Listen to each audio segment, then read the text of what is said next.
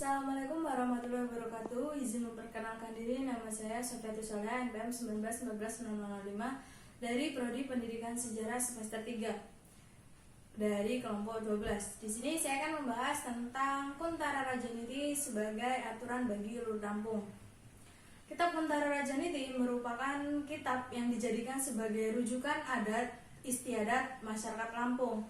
Kitab ini digunakan oleh hampir semua tiap subsuku Lampung, termasuk dari semua kebuayan dari setiap subsuku tersebut, baik dari pesisir maupun dari pepadun. Tapi tidak semua penyimbang adat memegang manuskrip kitab tersebut. Sebagian para penyimbang adat dari Kota Agung, mereka meyakini dan menjadikan Kuntara Rajaniti sebagai rujukan dalam hukum adat istiadat mereka. Tetapi mereka tidak memegang manuskrip kitab tersebut. Mereka menerima peraturan adat dari para tetua atau penyimbang adat sebelumnya melalui lisan. Karena konon katanya manuskrip kitab Kuntara Rajaniti ini telah terbakal di daerah asal muasal mereka, yaitu di Liwa.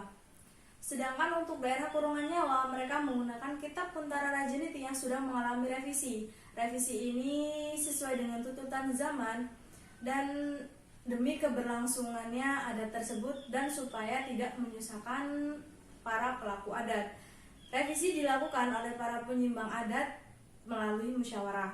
Sedangkan untuk daerah Krui yang terdapat 16 marga, mereka menggunakan kitab Kuntara Rajaniti sebagai hukum adat istiadat mereka dan juga menggunakan kitab Simbur Cahaya. Nah, kitab Simbur Cahaya ini adalah kitab yang juga digunakan oleh masyarakat Sumatera Selatan.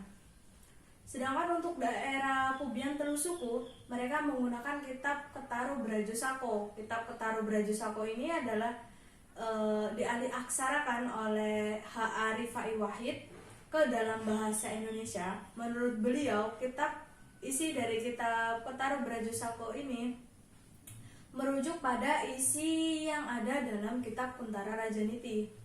Nah, terakhir, bagi masyarakat Melinting, mereka menggunakan Kuntara Rajaniti sebagai hukum dan aturan adat mereka, di mana di dalam kitab tersebut terdapat filsafat hidup yang dijadikan sebagai pedoman hidup mereka, yaitu disebut dengan Piil Pesenggiri. Kitab Kuntara Rajaniti ini berisi aturan atau hukum etnis bagi masyarakat Lampung yang disebut dengan hukum 3 persoalan, yaitu Kuntara, peraturan bagi masyarakat Majapahit, Rajaniti bagi masyarakat Pajajaran, dan Jugul Muda bagi masyarakat Lampung. Ketiga kitab tersebut memiliki nilai etis yang dijadikan sebagai ajaran moral bagi masyarakat yang memeluk agama Islam. Naskah Kuntara Rajaniti merupakan peraturan perundang-undangan yang berisi tentang hukum pidana, hukum adat, dan juga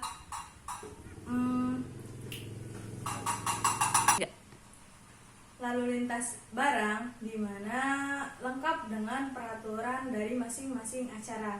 Naskah Kuntara Rajaniti ini didapatkan dari koleksi salah satu tokoh, yaitu Haji Hasan Basri. Beliau merupakan salah satu keturunan dari Raden Intan yang berdomisili di Desa Kahuripan, Kalianda, Lampung Selatan.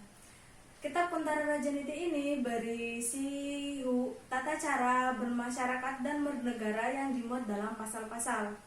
Nah, naskah Kuntara Rajaniti ini ditulis seutuhnya dengan menggunakan aksara Lampung. Akan tetapi bunyi naskah seutuhnya dalam berbahasa Jawa Banten kuno.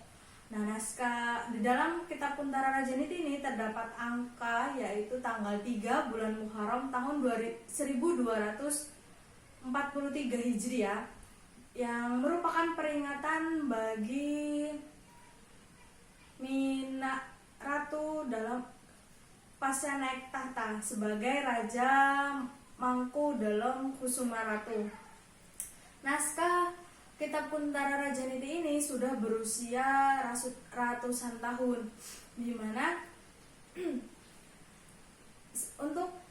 sekarang ini kitab Kuntara Rajaniti ini lebih seperti benda kuno yang dikeramatkan karena lebih banyak disimpan daripada dibuka dan dikaji. Yuk.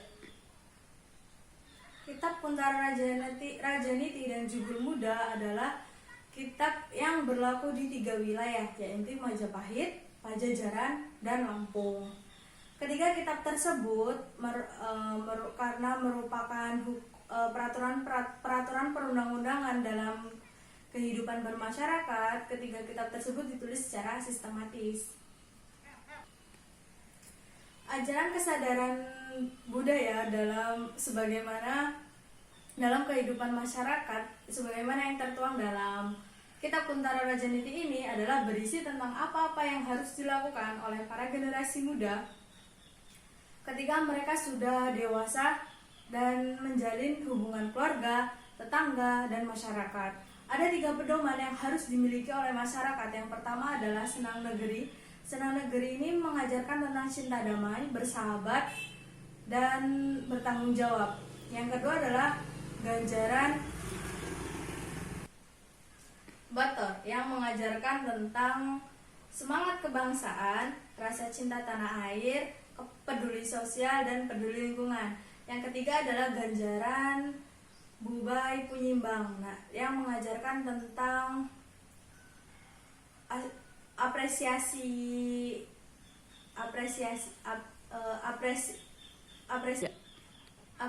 prestasi, terus religius, mandiri, dan disiplin. Selanjutnya saya akan membahas tentang Pil Pesinggiri atau sebagai modal budaya dan sebagai identitas. Pil Pesinggiri ini pada intinya merupakan suatu harga diri atau kehormatan bagi masyarakat Ulun Lampung, di mana di dalamnya termuat 5 unsur. Unsur yang pertama adalah dignity atau martabat atau pesenggiri. Yang kedua adalah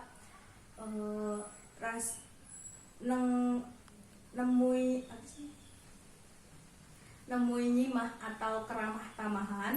Yang ketiga ada kemampuan dalam berbaur dengan masyarakat atau nyapor. Yang keempat ada memberi nama gelar atau julu adok. Yang kelima ada gotong royong atau sakai sambayan. Kelima unsur ini merupakan aspek penting karena selalu ada dalam setiap aspek kehidupan masyarakat Lampung, baik dari ritual kelahiran maupun sampai ritual kematian. Pil Pesinggiri juga dapat dikategorikan sebagai hukum adat bagi Ulun Lampung karena selalu ada dalam setiap kehidupan masyarakat Lampung, baik dari upacara perkawinan sebagai inti dari tradisi budaya Lampung maupun dalam menyelesaikan setiap persengketaan yang disebabkan oleh tanah, perempuan, atau pemberian nama-nama gelar adat. Sisi penting dari adanya Pil Pesinggiri ini yang signifikan adalah tampaknya sejajar dengan konsep honor atau konsep harga diri, karena konsep ini merupakan satu esensi yang mempunyai nilai sangat prinsip karena memiliki sisi kesucian, prestis atau gengsi, kemuliaan, dan keagungan. Nilai dari Pil Pesinggiri ini diolah sehingga menjadi modal budaya dan modal simbolik bagi masyarakat Ulun Lampung dalam kontestasi dengan para pendatang. Presentasi dari